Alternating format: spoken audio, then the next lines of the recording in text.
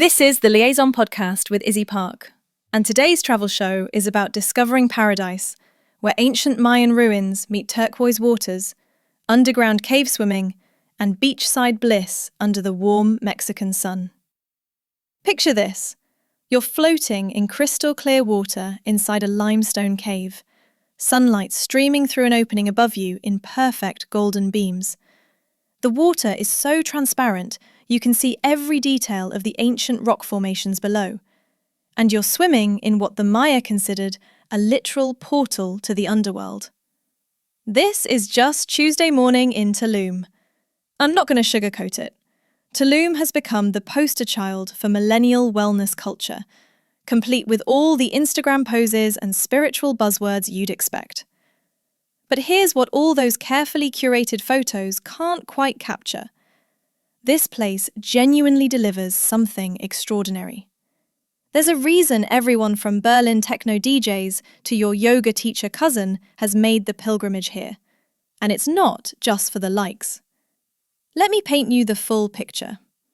Tulum sits on Mexico's Caribbean coast, where turquoise water meets ancient jungle, and the whole place operates like some beautiful fever dream, where thousand-year-old Maya temples overlook pristine beaches, underground rivers carve through limestone caves, and you can genuinely spend your morning meditating at sunrise, then dance barefoot in the sand until dawn. It's this bonkers combination that shouldn't work, but absolutely does. The star attraction is El Castillo, this cliff-top Maya temple perched dramatically over the Caribbean that's become one of the world's most photographed archaeological sites. And unlike most ancient ruins that sit inland, surrounded by gift shops, Tulum's temples face the ocean, where they've stood for centuries, marking where the sun rises over the water every single morning. The Maya called this place Zamna, meaning City of Dawn. And when you watch that first light hit those stone walls, you understand exactly why they built here. But Tulum offers something rarer than just pretty ruins. It's become this unique intersection where ancient indigenous wisdom meets contemporary wellness culture, where you can access genuinely transformative experiences alongside world-class music and culinary scenes.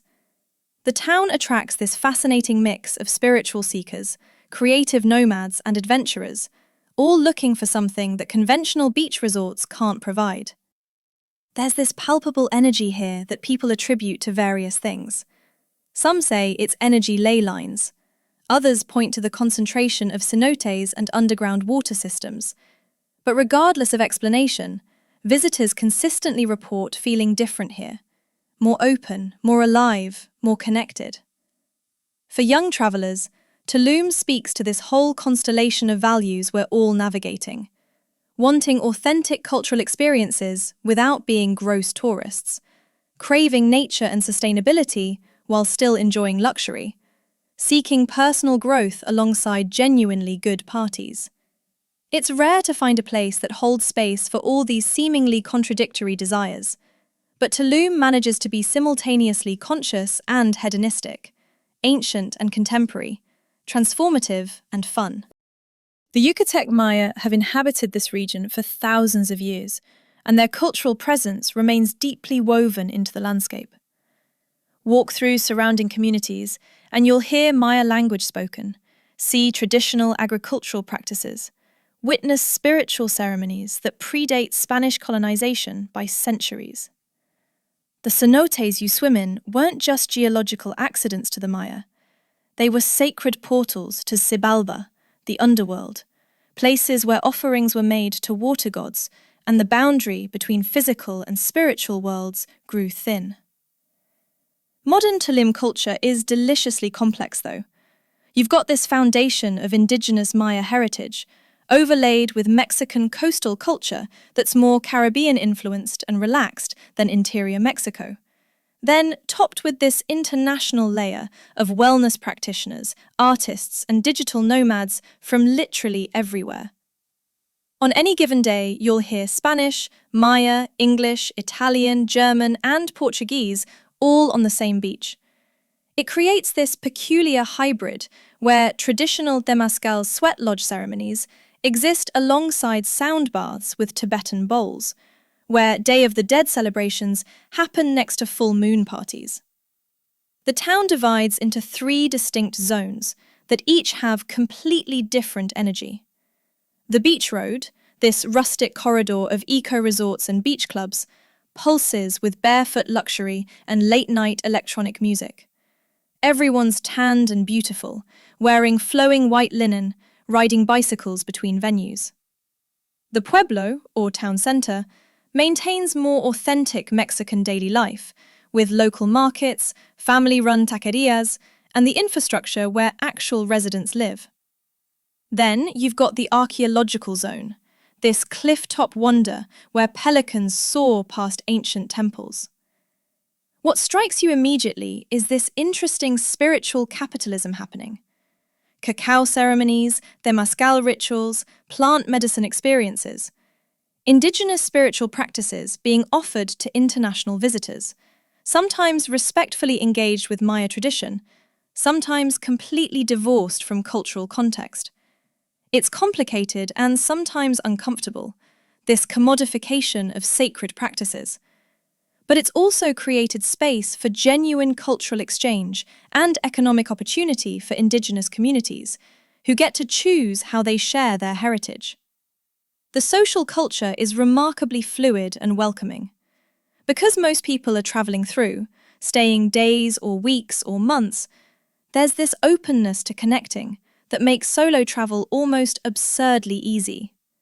Strike up a conversation at a beach club, share a table at a local restaurant, join a yoga class, and suddenly you've got dinner plans and new friends.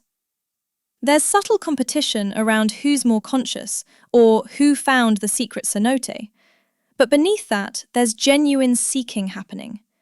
People come to Tulum looking for transformation, which creates this collective openness. More after our break. My name is Tom Sachs. I'm an artist in New York City. For nearly 2 decades, I have been collaborating with Nike. Nike running is for runners, Nike basketball is for basketball. Nike craft is for everyone else. Now let's talk about what you actually do here. Because Tulum delivers experiences you genuinely cannot replicate anywhere else. Those cenotes I mentioned, swimming in them is absolutely essential. Gran Cenote, just outside town, offers this introduction to cenote swimming, where you snorkel through crystalline water among stalactites and tiny fish, sunlight filtering through openings overhead. Cenote Calavera, skull cenote, ups the adventure factor, where you jump through skull-like openings into turquoise water below. There are hundreds of cenotes throughout the region, from well-developed tourist sites to hidden sinkholes you discover by wandering jungle paths. The archaeological site demands your time, but here's the insider move.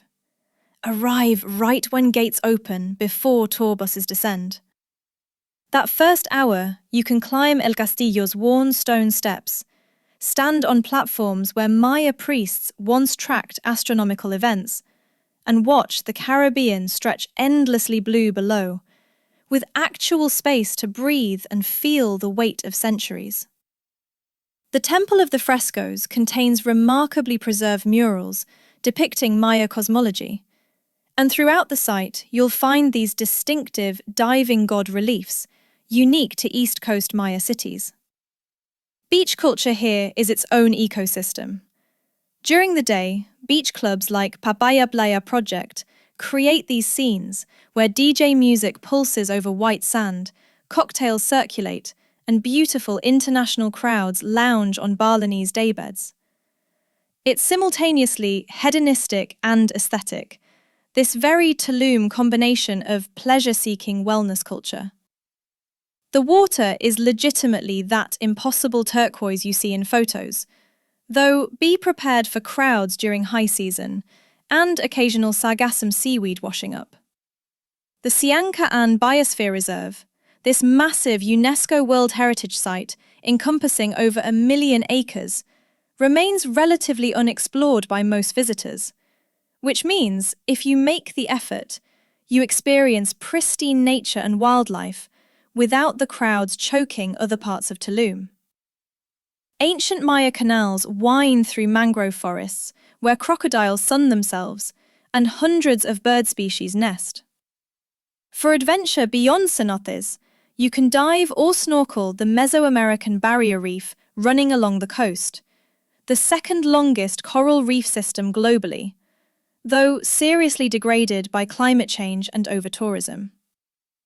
Sea turtles, rays, and tropical fish still inhabit these waters, and early morning or late afternoon, you might spot dolphins offshore.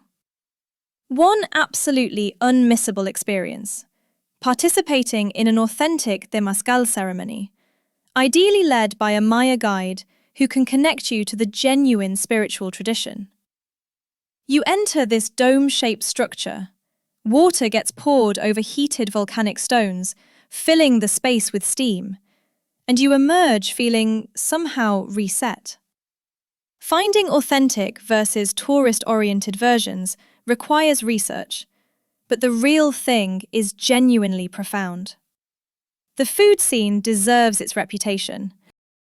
Start with street tacos from local spots in the pueblo, where you'll find authentic Yucatecan specialties like cochinita pibil, slow-roasted pork marinated in citrus and achiote. Fish tacos are revelatory here, the catch so fresh it was swimming that morning. Heartwood, this legendary restaurant, serves wood-fired everything, using ingredients from local farms and fishermen, though you'll need reservations weeks in advance. For something more accessible, explore the town's taco stands, where locals actually eat. Antojitos La Chiapaneca serves Chiapan-style tamales and tacos that cost a couple dollars and taste incredible. The fish ceviche throughout Tulum is spectacular. Lime-cured fish with tomato, onion, cilantro, and habanero that's refreshing and bright. Beach clubs double as daytime party venues and dinner spots. Taboo serves this beautiful fusion cuisine with theatrical presentation, while Rosa Negra brings Miami-style energy with tabletop dancing and champagne showers. It's extra, but knowingly so, which somehow makes it fun rather than obnoxious. The nightlife scene genuinely stands out globally.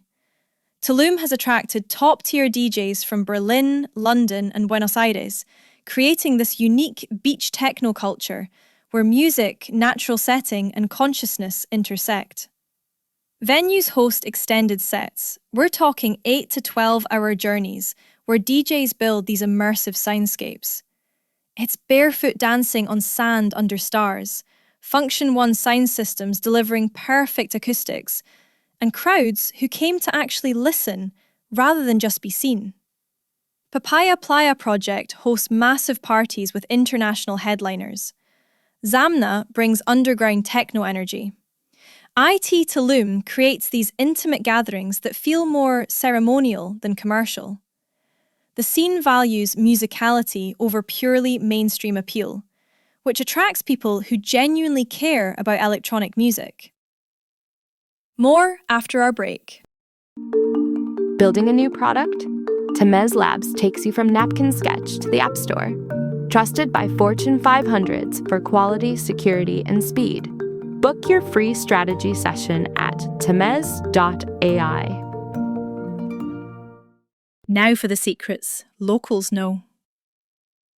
Most visitors stick to famous cenotes, but dozens of lesser-known sinkholes exist throughout the jungle. Ask around the pueblo, talk to locals, and you'll discover cenotes where you might swim completely alone. Cenote Escondido and Cenote Cristal see far fewer visitors than Gran Cenote, but offer equally beautiful swimming. The town beach, Playa Paraíso, can be gorgeous or crowded depending on timing. Skip midday and go for sunset when most people have left and the light turns everything golden. Better yet, explore beaches south towards Sian Kaan, where development thins out and you find stretches of sand with almost nobody around. For food, ignore the fancy beach road restaurants for lunch and head to the pueblo. El Camello Jr. serves the freshest seafood in town at prices locals pay. The fish soup is ridiculous, packed with shrimp, fish, octopus, and vegetables in this flavourful broth. The best time to visit the ruins is genuinely at opening, but if you can't manage early morning, go late afternoon, an hour before closing, when tour groups have departed and the light gets beautiful for photos. Bicycle everywhere rather than taking taxis. The town is flat, distances are manageable, and cycling past jungle and beach feels infinitely better than sitting in traffic. Plus, you can explore side roads and discover things you'd miss in a car. Local markets in the pueblo offer way better prices for hammocks, textiles, and souvenirs than beach zone boutiques selling the same items marked up 300%. The Sunday market brings vendors from surrounding Maya communities selling traditional crafts and food.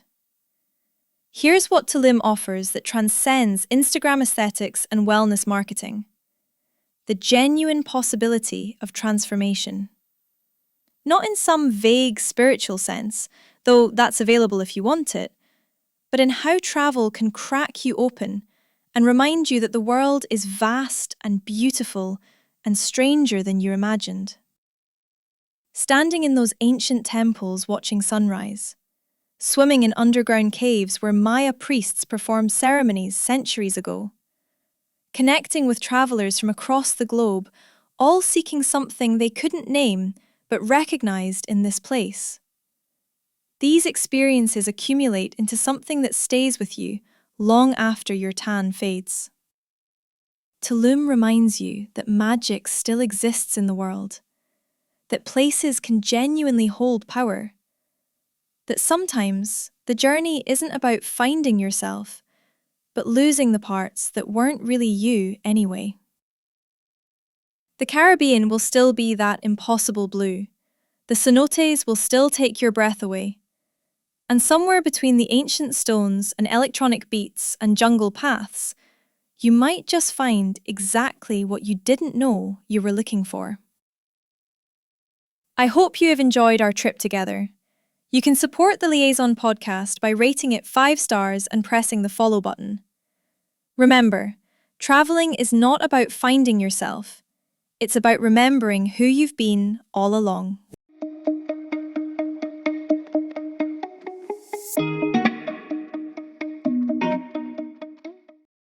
Grab news. Thomas.